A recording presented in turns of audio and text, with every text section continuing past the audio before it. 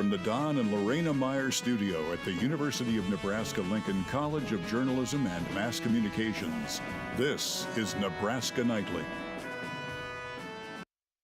Nebraska Nightly, I'm Harmon Johnson. And I'm Mackenzie Noble. Election day is here and the race for office is beginning to slow down. Only around 3 hours remain before polls close in Nebraska. As Nebraska Nightly prepares for election coverage this evening, we have had reporters around Lincoln capturing the election day action. Prior to 8 a.m., volunteer workers were already hard at work preparing ballots for voters. Within minutes after polls opened, lines had formed around the city of Lincoln's 175 voting precincts. Some of the slowdown is due to voter ID checks required this year under new Nebraska law. Nebraska's Secretary of State Bob Evnen predicts 73% of registered Nebraska voters will cast a ballot this year. Early voting ended last night for both in-person and mail-in ballots. The early voting site at the University of Florida reports there were more than 85 million early voters with 39 million mail-in ballots. The state of Nebraska saw 364,256 mail-in ballots. 33.4% of the voters were registered Democratic, 49.1% of voters were registered Republican, and 17.6% of voters were either unaffiliated or independent. It's not just government seats on this year's ballot, but also initiatives that would affect our state laws. Damon Bennett, all 6 initiatives on today's ballot. This November, Nebraskans will have their say on 6 important measures on the 2024 ballot. Each election year, voters bring issues to the ballot by signing petitions to support new state statutes, constitutional amendments, or veto referendums. This year's ballot features 5 state statute initiatives and 1 veto referendum. Let's take a look at each one and what a vote for or against means. First, 2 opposing abortion initiatives, Initiatives 434 and 439. A vote for Measure 434 would amend the state constitution to ban abortions after the first trimester, with some exceptions. A vote against would not amend the constitution, and Nebraska's current abortion ban could be changed in the future by voters. Initiative Measure 439. A vote for this measure would add the right to an abortion up until fetal viability into the state constitution. The measure leaves the decision of fetal viability up to medical professionals. A vote against this measure would mean abortion is still illegal after 12 weeks in Nebraska, as current law states. These groups supported the initiative.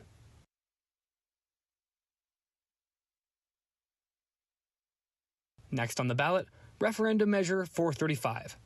This veto referendum was raised by voters to repeal a legislative bill that provides $10 million in state funding for scholarships for students to attend private schools in Nebraska. A vote of retain would keep this act in effect, and a vote of repeal would eliminate the funding for these scholarships. These groups supported the veto petition. Initiative Measure 436. A vote for this measure would provide guaranteed sick leave to employees based on the size of a business, and would set rules on how to use that time, as well as protect employees from retaliation for using earned sick leave. A vote against this measure would block it, and Nebraska would still have no law requiring sick leave. Here is who supported the measure. Up next on the ballot are 2 very similar initiatives, Initiatives 437 and 438. The first, Initiative Measure 437, would legalize possession of marijuana for medical purposes for individuals. The second, Initiative Measure 438, would legalize dispensing medical marijuana and would also set up a medical cannabis commission in Nebraska to regulate these activities. For both measures, a vote for would enact the statute decriminalizing medical marijuana in Nebraska, and a vote against would mean that marijuana would remain illegal in the state of Nebraska for all purposes. These groups supported each initiative. This year's ballot is unusually packed. With 6 voter-petitioned initiatives, Nebraskans could have a significant impact on the future of our state at the ballot box on November 5th. For more information about voting and the 2024 ballot, visit sos.nebraska.gov. This past weekend, Vice President Harris and former President Trump were seen on NBC. Harris appeared on SNL with Maya Rudolph and Trump via a pre-recorded message before Sunday Night Football. There was some confusion as to whether NBC violated the FCC's equal time rule. UNL professor Dr. Lori Lee clarifies the rules. Which says that if a licensee puts a candidate on the air, all other candidates, opposing candidates for that office, have an equal opportunity for time.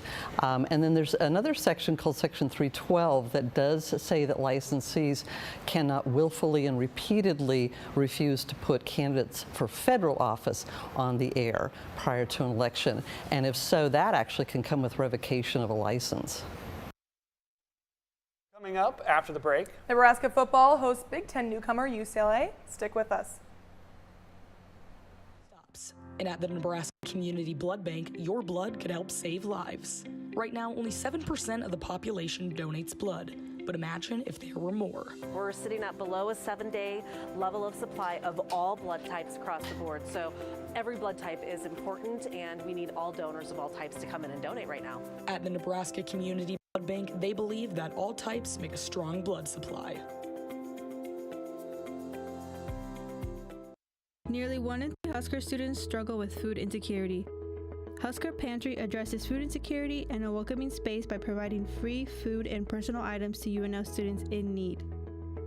Due to high demand, the pantry often runs out of essential items. Help keep the pantry stocked by donating the most needed items. From canned food to personal items and cleaning supplies, you can make a difference by donating. Learn how to donate by visiting pantry.unl.edu. Nebraska football fell short of bowl eligibility again this week. Sports reporter Zoe Leggett has all the details. Zoe? The last time Nebraska football made a bowl game was 2016, but they were looking to change that narrative on Saturday as they hosted Big Ten newcomer UCLA. Rainy afternoon in Memorial Stadium. Second quarter, Dante Dowdell puts it in from 4 yards out. Huskers would trail 13-7 at the half. First play of the second half, Raiola's pass is picked off by Kane Medrano, and he takes it the distance. The pick six extends the Bruins' lead 20-7. Nebraska looking to answer as Raiola finds Isaiah Nair in the back corner. The second touchdown of the day brings the Huskers within 2 score. Late in the fourth quarter, Dante Dowdell goes up and over. Extra point would be no good to keep the score at 27-20. Last chance for the Huskers, but Heinrich Harburg's pass is picked off by Kalen Moore as the Bruins stun the Huskers 27-20. What could have been a day. Here to recap the game is Nebraska Nightly sports reporter Sarah Pearson. What could have been a day of celebration, securing Nebraska's first bowl appearance since 2016, it ended in heartbreak. A combination of injuries and late game mistakes haunts the Huskers as they fall short against the Bruins 27-20. I mean, you just try to dominate tomorrow. I mean, you know, it is what it is. I mean, it was a tremendous missed opportunity. You know, it's a game that you know, despite everything that happened early on, we weathered the storm and had a chance to go in. And you know, now we have to battle back. With the loss, Nebraska now drops their last 3 games in a row. They will have a bye week before they look to bounce back when they hit the road against USC. Reporting for Nebraska Nightly, I'm Sarah Pearson. Do you guys think the Huskers have what it takes to maybe lead us to a bowl game this year? You know, I know the hype was very high on Saturday, but kind of the air's been taken out of the ball, if you will, after the loss to UCLA on their home turf. Well, I will always believe in them, so I think they're going. I don't know about you guys, but we also have the USC game in a couple weeks, another new Big Ten opponent. Yeah, USC, another California team. Right. And this time Nebraska gets to go to California, so we'll see if the weather maybe is nicer than it was last Saturday. Exactly. Coming up after the break, Michigan takes election stickers to a whole new level. Stick with us.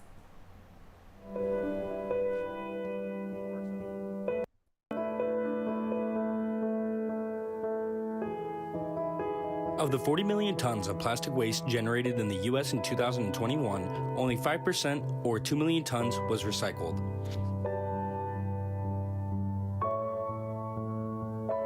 Make sure you do your part in keeping Anderson Hall clean. For more information on recycling statistics, visit epa.gov today.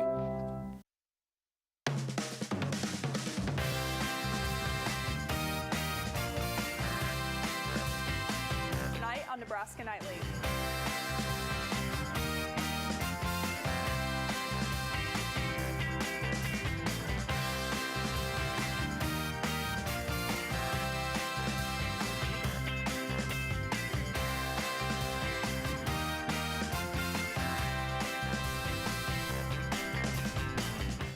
Welcome back to Nebraska Nightly. When you think of Election Day, you might think of those classic I voted stickers. This year, some states like Michigan take a unique approach to these stickers. The state held a contest for residents to try their hand at design, and the winners have gone viral across the country. Some of the crowd favorites were a werewolf, a bass, and a simple handwritten note with I voted, yay. The coveted stickers have since taken the internet by storm, some people even selling them on eBay for prices as high as $500. Tonight, Nebraska Nightly will bring you live coverage of the election results. We will have multiple reporters at various locations throughout the night. Join Mackenzie, myself, and our entire crew starting at 7 o'clock tonight. First rounds of results will be at around 8:15. Polls will close at 8 p.m., so if you have not yet voted, you have around 3 hours to go cast your ballot. Nebraska Nightly is a production of the University of Nebraska's College of Journalism and Mass Communications. Thanks for tuning in. We'll see you back here at 7. That was good.